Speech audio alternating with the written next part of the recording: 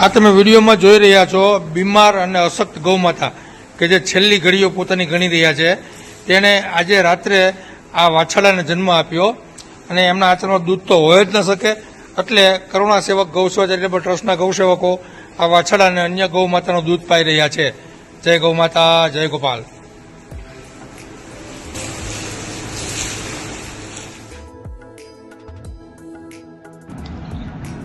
જય ગૌમાતા.